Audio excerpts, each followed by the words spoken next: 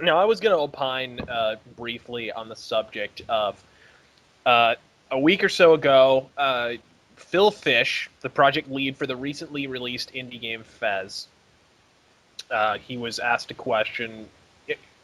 Okay, for the uninitiated, allow me to set the stage. A week or so ago, Phil Fish, the project lead for the indie game Fez, when asked a direct question on the state of the Japanese game industry by a member of the Japanese game industry, responded unequivocally with the words, "Japanese games really suck."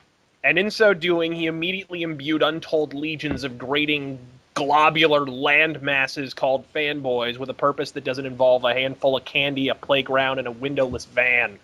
Within hours, his Twitter account was awash in accusations of racism and ignorance, ironically from pasty-white cherubic sea creatures who think Spike Lee's finest film is Malcolm the Tenth. The simple fact remains that no one would be offended if his words didn't resonate with at least a granule of truth, and it's for exactly that reason that some of the biggest names in the industry have since either conceded the validity of his statements or out and out vociferously agreed with them. This past week, actually about a week and a half ago, Mega Man creator Shinji Mikami was added to a growing list of respected and influential Japanese developers who concurred with Fish's sentiment, a list that now includes names like Silent Hill's Akira Yamaoka or Hideo Kojima. So allow me to say it outright. Japanese games don't suck. They blow. Like Tara Patrick in a fucking wind tunnel. It doesn't bring me pleasure to voicing that observation, but here's why I feel justified in doing so. Because it isn't like the Japanese game industry had this fate foisted upon them on Sad Wings of Destiny. Good fucking album.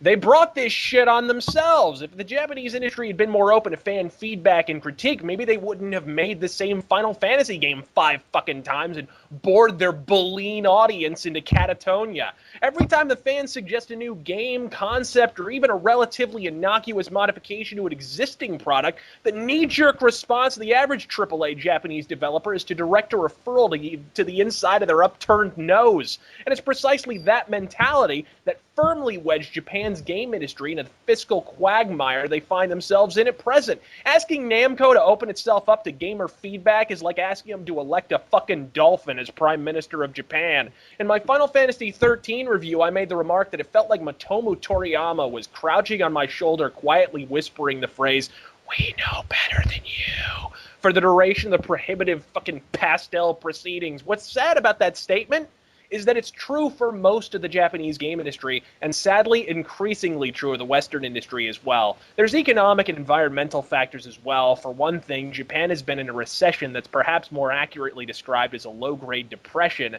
since about the early 90s and late 80s, which wouldn't be such a problem if they could get through an episode of The Simpsons without being rocked by 12 major goddamn earthquakes, which explains why, if hentai is any indication, it usually takes a tri-dicked cyclops and a fucking centaur man to ensure a Japanese woman can actually feel the earth move. And now Capcom wants me to register for an account on CapcomUnity.com so I can suggest the next franchise they should resurrect? Yeah.